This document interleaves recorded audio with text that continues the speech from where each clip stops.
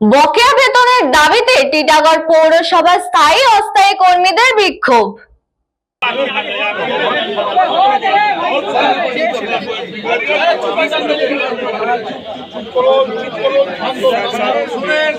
আমাদের কিছু করবে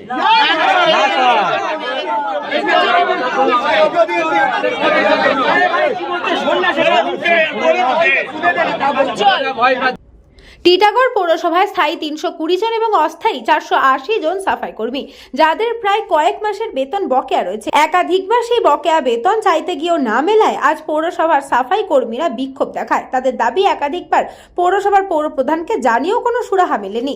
অবিলম্বে তাদের বেতন বৃদ্ধি করতে হবে এবং বকেয়া বেতন পরিশোধ করতে হবে। अपना नहीं समझे। हर एक आंधी तूफान हो, कोरोना काल हो, सब में मजदूर साथ दिया है, लेकिन मजदूर को हमेशा नीचे स्तर पे दबा के रखा गया है। क्योंकि जब भी हम लोग सैलरी मांगने आएंगे, हमारे साथ ऐसा मिसबिहेव किया जाएगा कि चलो यहाँ से बाहर जाओ। चेयरमैन करते हैं, हम लोग सैलरी के बोलेंगे, हम लोग को सैलरी नहीं मिल रहा है तो बोलेंगे पोसा रहा था काम करो वरना काम छोड़ के चले जाओ।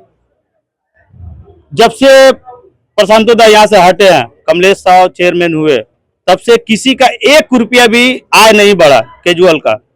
और रहा परमानेंट का तो जियो सरकार भेजता है, ये खुद यहाँ से सैलरी रोक देते हैं।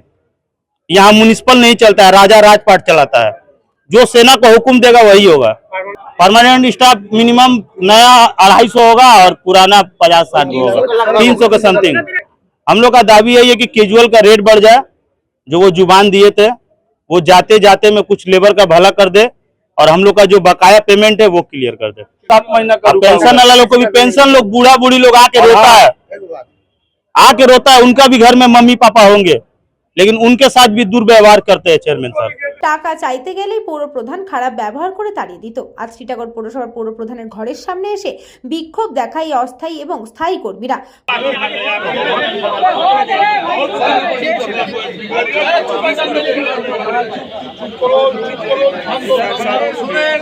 আমাদের কিছু করবে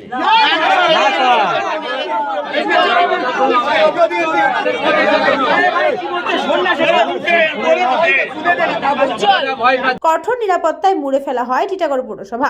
পৌরসভার পৌর প্রধান কমলেশ সাউ কর্মীদের সাথে কথা বলতে গেলে বাক বিতণ্ডায় জড়িয়ে পড়েন। এরপর এই ঘটনার খবর পেয়ে ঘটনাস্থলে পৌঁছয় ব্যারাকপুর বিধানসভার নবনিযুক্ত জনপ্রতিনিধি কৌস্তব বাগচি।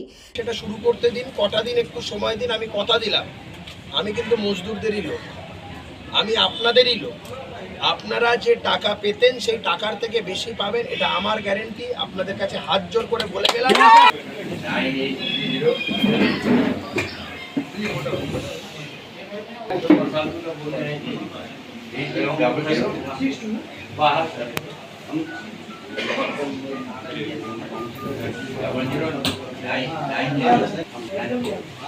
একই ছবি করে হ্যাঁ 16 নম্বর বারে জেলে করে এই অফিস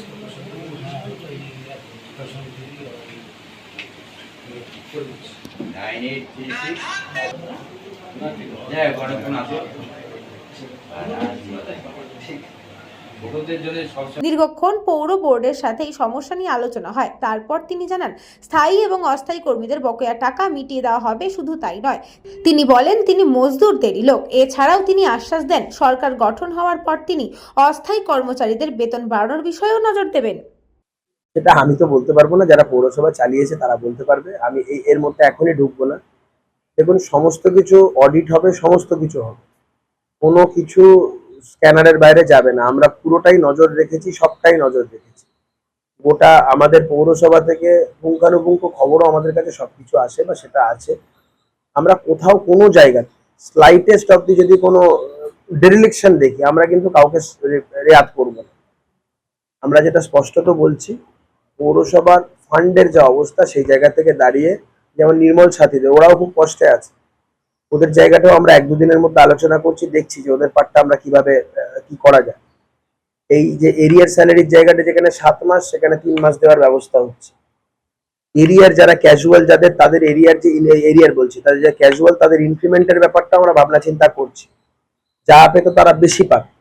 একটা একটা করে আমরা আস্তে আস্তে সমস্যাগুলো সমাধান করার দিকে আমার সাথে কথা হয়েছে ওদের কিছু লোকজনদের সাথে, ওটাও আমি ব্যবস্থা করছি। যাদের যাদের টাকা ডিউ আছে ওদের সাথেও কথাবার্তা বলছি। একটা একটা করে করতে হবে, কারণ সবটা একসাথে তো করতে পারবো না। আমি কথা বলে করছি এটা। প্রথম আরেকটা যেটা খুব গুরুত্বপূর্ণ বিষয়, আমি আজকে পৌরসভার কাউন্সিলরদের সাথে কথা বলেছি। কথা বলে এটা আমি ওনাদের স্পষ্ট করে বলে দিয়েছি যে আমাদের দলের স্পষ্টত নির্দেশ, কোথাও কাউকে পদত্যাগ করতে হবে না, কোথাও কাউকে ইস্তফা দিতে হবে না, কোথাও ভোট ভাঙতে হবে না। কাউন্সিলররা যেমন যেভাবে কাজ করছেন তারা সেভাবেই কাজ করবেন, তারা সেভাবেই মানুষের পরিষেবা দেবেন। তৃণমূল কংগ্রেস অতীতে যা পাপ করেছে আমরা সেই পাপ করব না। আমরা মানুষকে সাথে নিয়ে চলি, আমরা মানুষের হয়ে কথা বলি, আমরা কোনো রকম অগণতান্ত্রিক পদ্ধতি অবলম্বন করব না।